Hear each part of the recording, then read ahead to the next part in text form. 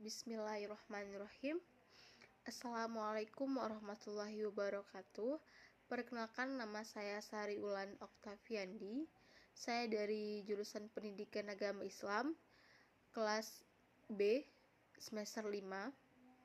Di sini saya akan menjelaskan tentang rukun, sebab, syarat, dan larangan warisan. Nah, kita masuk dalam rukun warisan. Ali As-Sabuni dalam bukunya itu beliau menyebutkan bahwa rukun warisan itu ada 3. Yang pertama yaitu adalah pewaris, yaitu orang yang meninggal dunia dan ahli warisnya itu berhak untuk mewarisi harta peninggalannya. Yang kedua adalah ahli waris. Nah, ahli waris itu adalah mereka yang berhak untuk menguasai atau menerima harta peninggalan pewaris dikarenakan adanya ikatan kekerabatan atau ikatan pernikahan atau lainnya. Nah, yang ketiga adalah harta warisan. Harta warisan itu adalah segala jenis benda atau kepemilikan yang ditinggalkan pewaris. Nah, baik berupa uang, tanah, dan lainnya. Setelah rukun warisan, selanjutnya kita masuk sebab-sebab mendapatkan warisan.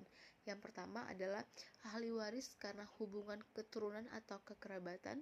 Yang kedua adalah ahli waris karena hubungan perkawinan. Nah, yang ketiga itu adalah ahli waris karena membebaskan hamba sahaya. Nah, tadi kan sebab-sebab mendapatkan warisan itu pertama ada ahli waris karena hubungan kekerabatan atau keturunan kan. Nah, yang kedua adalah ahli waris karena hubungan perkawinan, terus ahli waris karena membebaskan hamba sahaya. Nah, kita jelaskan dulu ahli waris karena hubungan keturunan atau kekerabatan.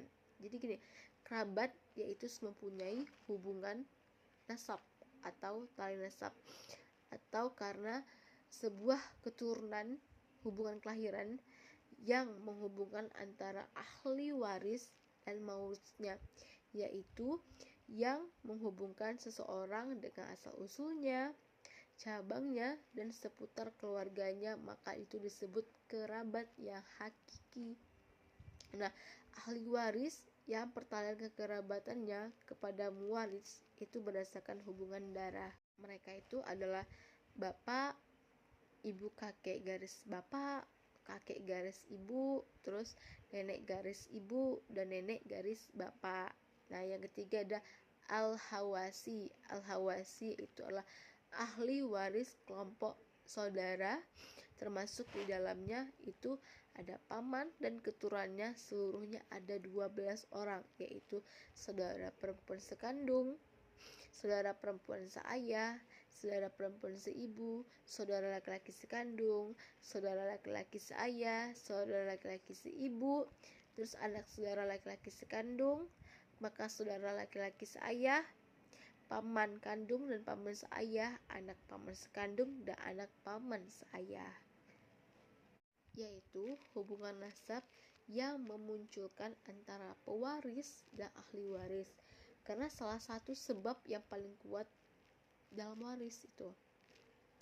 Ahli waris nasabi itu terdiri dari 15 orang laki-laki dan 10 orang perempuan. Seluruhnya itu 25 orang dari ahli waris nasabiah tersebut di atas apabila dikelompokkan menurut tingkatan kekerabatannya adalah seberikut.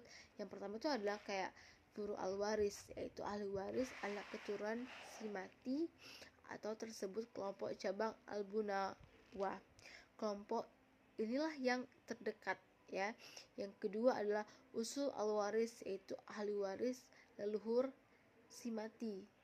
Kedudukannya berada setelah kelompok furu al-waris. Nah, yang kedua tadi adalah ahli waris karena hubungan perkawinan. Ahli waris yang berhubungan perkawinan itu timbul karena hubungan perkawinan, yakni perkawinan dilakukan atas akad yang sah, baik istrinya dicampuri atau tidak. Apabila meninggal salah satunya, baik suami maupun istri, maka ia tetap mewarisi. Adapun bila terjadi talak setelah dicampuri, maka tidak saling mewarisi dan tidak ada hitungan iddahnya. Nah, adapun bila terjadi talak setelah dicampuri, maka saling mewarisi selama masih dalam keadaan iddahnya. Akan tetapi kalau ia sudah keluar dari masa iddahnya, maka tidak saling mewarisi lagi. Apabila terjadi di antara suami istri terjadi talak raj'i, nah maka keduanya tetap saling mewarisi. Yang ketiga adalah syarat-syarat warisan. Yang pertama itu syarat-syarat warisan adalah meninggalnya seseorang. Nah, yang kedua adanya ahli waris. Yang ketiga ada barang yang ditinggalkan oleh waris yang siap diterima atau dibagikan kepada ahli waris, ya. Yang keempat adalah seluruh ahli waris itu diketahui pasti termasuk jumlah bagian masing-masing. Nah, selanjutnya adalah yang menghalangi warisan. Nah, apa saja yang menghalangi warisan itu? Pembunuhan. Nah, pembunuhan yaitu perbuatan kriminal yang tercela pastinya, ya kan? Nah, yaitu menghilangkan nyawa seseorang. Yang kedua yaitu adalah perbudakan. Nah, maksudnya itu apa? Gini, selama orang tersebut itu masih dalam perbudakan di antara tuannya dan dia hambanya, tidak saling mewarisi karena seorang budak itu masih dikuasai oleh tuannya.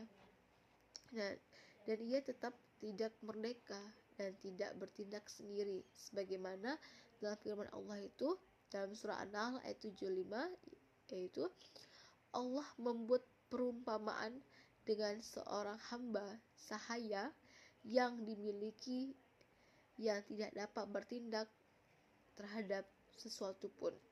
Surah An-Nahl ayat 75. Adapun sebab terlarangnya hamba untuk menerima warisan itu karena telah diketahui bahwa seorang hamba sahaya adalah milik majikannya atau tuannya. Nah, apabila mati majikannya, hamba sahaya itu tetap tidak bisa menerima warisan.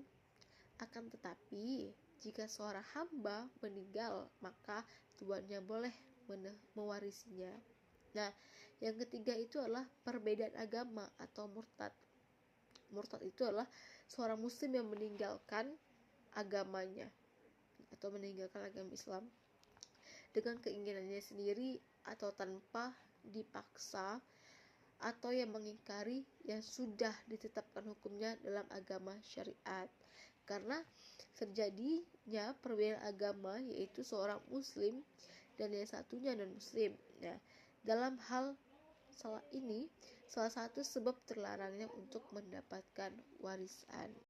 Rasulullah SAW bersabda, tidaklah berhak seorang muslim mewakili orang kafir, dan tidaklah orang kafir mewarisi seorang muslim. Hadis riwayat Bukhari dan Muslim. Nah, yang keempat adalah sama-sama meninggal atau bersamaan meninggal. Nah, begini, ketika terjadi seperti ini, yaitu terjadinya dua insan yang meninggal bersamaan, tidak diketahui mana yang duluan, mana yang kemudian meninggal. Maka salah satu sebab penghalang untuk mendapatkan warisan. Karena di antara syarat untuk mendapatkan warisan itu adalah meninggalnya mewaris dan hidupnya pewaris, gitu, atau ahli waris. Nah, yang kelima itu adalah zina. Anak yang terlahir dari luar pernikahan yang sah, maka ia itu nggak berhak mewarisi bapak yang mengamili ibunya. Begitu pula sebaliknya, ya kan? Yang keenam adalah anak li'an. Anak yang dili'an oleh bapaknya, maka anak tersebut tidak boleh mewarisi bapaknya. Begitu pula sebaliknya. Mungkin itu saja yang dapat saya sampaikan. Jika ada kekurangan, kesalahan kata, atau penjelasan tadi, Mohon dimaafkan. Billahi taufik wal hidayah. Wassalamualaikum warahmatullahi wabarakatuh.